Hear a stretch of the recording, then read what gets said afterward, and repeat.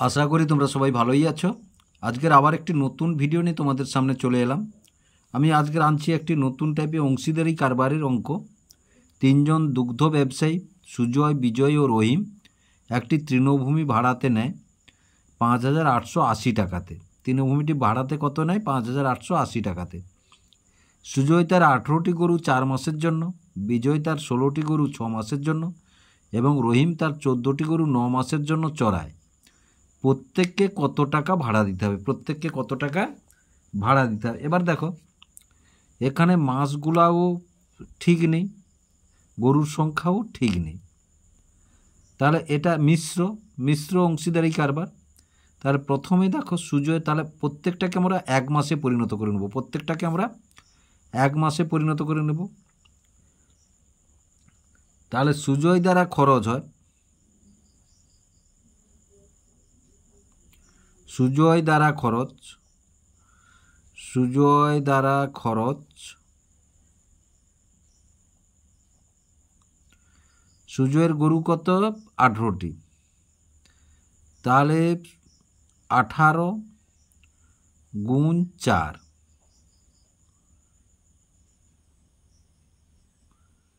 গরু 1 মাসের জন্য, 1 মাসের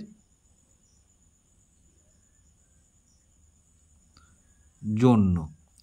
তার সমান কত হয়? 72টি গরু। কত হলো? না, 72টি গরু 1 মাসের জন্য। 72টি গরু 1 মাসের জন্য। সুজয়ের পর কে আছে? না, বিজয়। তাহলে বিজয় দ্বারা খরচ, বিজয়ের কত? 16টি গরু 6 মাসের জন্য। তাহলে 16 গুণ 6, গরু 1 মাসের জন্য, 1 মাসের জন্য। তাহলে 1696টি গরু 1 মাসের জন্য। রহিমের কত? 16টি গরু 6 মাসের জন্য। রহিমের কত? 14টি গরু 9 মাসের জন্য। রহিমের 14টি গরু 9 মাসের জন্য। তাহলে রহিম দ্বারা খরচ, তাহলে কত? না, 14 গুণ 9, গরু 1 মাসের জন্য। তাহলে 9 4 36,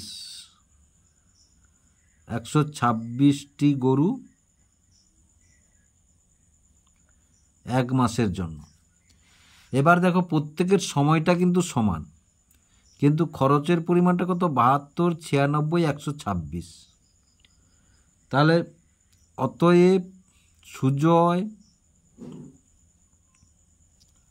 বিজয় ও রহিমের খরচের অনুপাত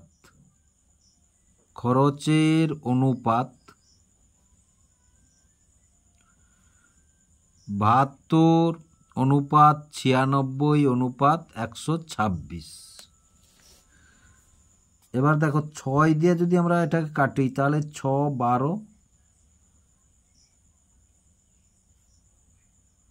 6 16 আর 6 21 হয়ে গেল। এবার অনুপাতের সমষ্টি বা যোগফল, অনুপাতের যোগফল। কারণ যোগফল কেন বের করব? মোট টাকাটা বলেছে না, এখানে 5,880 টাকা মোট বলেছে। অনুপাতের যোগফল সমান, তাহলে 12 যোগ 16 যোগ 21। তাহলে 6 একে 7 2 9, 2 একে 3 একে 4 49।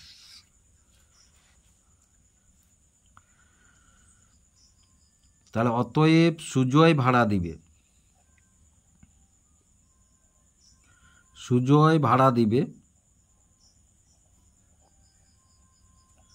সুজয়ের অনুপাত কত? 12, মোট কত? 49 আর 5,880, 5,880।